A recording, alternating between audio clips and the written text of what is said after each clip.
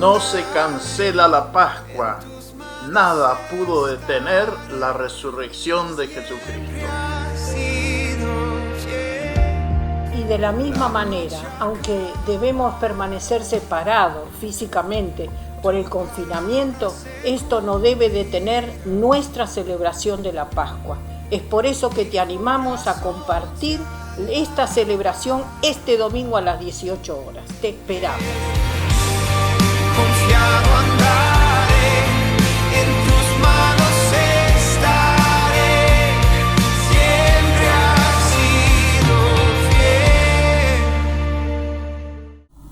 Bueno, hola familia, hoy volvemos a las bases, es decir, yo me anoté acá, volvimos a casa, volvimos a la familia y volvimos a que a nuestros hijos los educamos los padres. Ya no hay más escuela, no hay maestros y nosotros volvemos a los altares en el hogar y volvemos a la iglesia primitiva.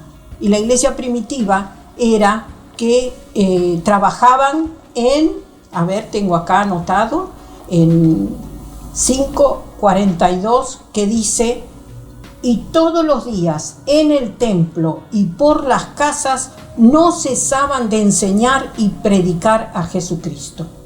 Todos los días en el templo y por las casas. Muy bien, gente, Dios les bendiga. Queremos que realmente ustedes se gocen con nosotros en este tiempo. Y vemos en este pasaje que dice que en el templo y por las casas. Yo quería aclarar nomás, porque hay mucha confusión, tal vez, o desconocimiento en cuanto a lo que es el templo. Para nosotros el templo es Ameguino y Herrera, ¿sí? Ahí donde nos reuníamos, o iglesias por ahí, templos, lugares así. Pero en el caso de Jerusalén era diferente el templo. El templo en realidad abarcaba muchas hectáreas, ¿sí? Unas varias hectáreas juntas, era todo el territorio, algo así como tenemos ahí en las 20 hectáreas ahora nosotros. Era un terreno largo y de unos 100 metros de ancho, pero bastante largo. Y había un lugar al final de todo donde había un edificio, sí, que era el templo propiamente dicho, algo similar a lo que a lo mejor en un tiempo hizo Salomón, pero mucho más barato, ¿sí? Lo de Salomón fue mucho más sofisticado. Y ahí se estaba frente al patio, afuera estaba el lugar donde se sacrificaban los animales, y había una torre, que en la época de Jesús estoy hablando, y en la época de la iglesia primitiva había una torre que se llamaba la Torre Antonia, donde había un grupo de soldados que cuidaban el templo allí, y dentro del templo estaban todos los pasos que había que dar, ¿sí? Los panes de propiciación, el lavablo, el lugar santísimo y todo lo demás. Pero cuando hablan aquí del templo, no se está refiriendo a ese lugar específico, sino a todo el tramo del templo. Y el templo consistía o estaba dividido por un lado en lo que era el patio de los judíos, que era el último, que estaba ya contra el edificio donde se sacrificaban los animales, ¿sí? Donde estaban los sacerdotes, pero la gente común no entraba al edificio ese, sino solamente los sacerdotes. Eso estaba dividido con un muro y un portón, donde pasaban solamente los varones judíos. Después de eso había otro espacio, ya al aire libre todo esto, que se consideraba o se llamaba el patio de las mujeres. Ahí podían ir las mujeres judías, ¿sí? Es decir, los hombres judíos, las mujeres judías, y había un tercer patio, un tercer lugar, que era el patio de los gentiles, de aquella gente que no era judía y que iba también a adorar, y estaba también dividido, ¿sí? Desde el patio de las mujeres por un muro y algunos pórticos, algunas puertas. Es en ese lugar donde la iglesia podía, o mejor dicho, los apóstoles podían ir a predicar. La Biblia nos habla que Pedro y Juan hablaban desde el pórtico de Salomón, y el pórtico de Salomón era la puerta que dividía el patio de los gentiles y el patio de las mujeres judías. Ahí en la parte de los gentiles era una especie de feria, esa que Jesús un día agarra un látigo y saca unos cuantos vendedores, ahí se vendían las palomas, se vendían los cabritos, se vendían las ovejas que se usaban para el sacrificio, ¿sí? y el aceite y todo lo demás. Era una especie de mercado, ahí ya era un lugar ruidoso, no era en realidad un templo muy cerrado, era como una feria pública. Y en ese lugar se podía predicar el Evangelio. Y ahí es lo que dice Hechos, que se predicaba en el templo, porque era el terreno del templo, pero no era el edificio del templo, ¿sí? Era público. Claro, era algo muy público, muy abierto, donde había muchos gentiles, y ahí se predicaba el Evangelio.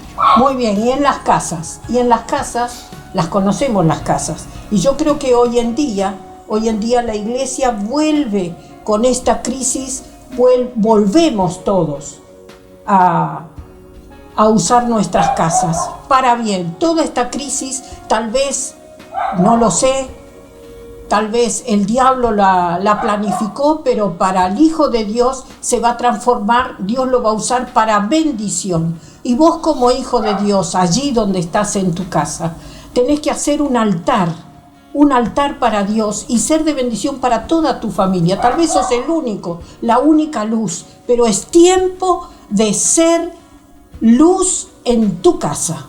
Y no solamente para vos, sino para toda tu familia.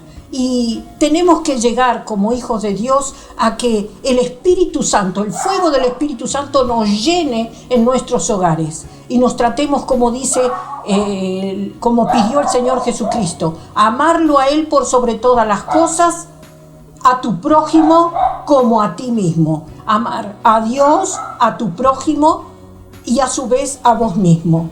Y en este tiempo te toca amar a Dios, amar a tu familia, a tu esposa, a tu esposo, a tus hijos y darle tiempo y amor y aparte también a tu prójimo y tratarte bien.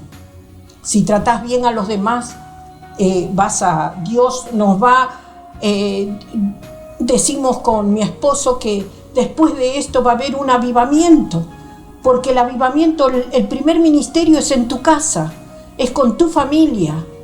Y es hora de cambiar. Dios lo decretó así.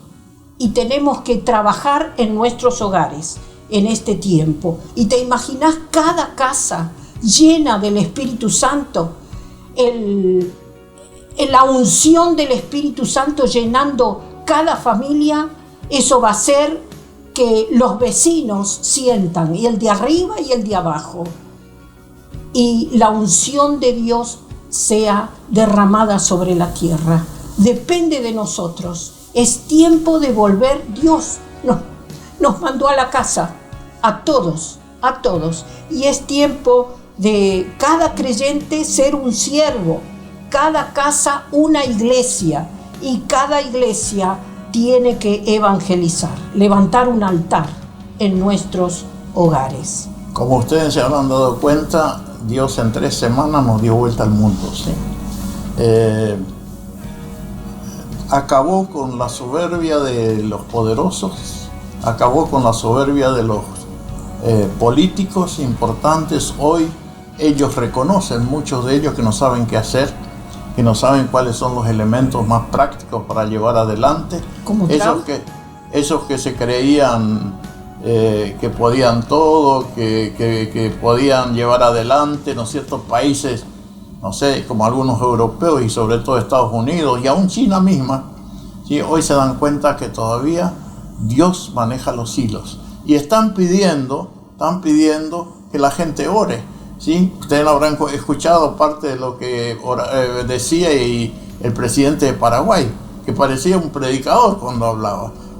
Brasil, el presidente brasilero está animando a la gente a que oren.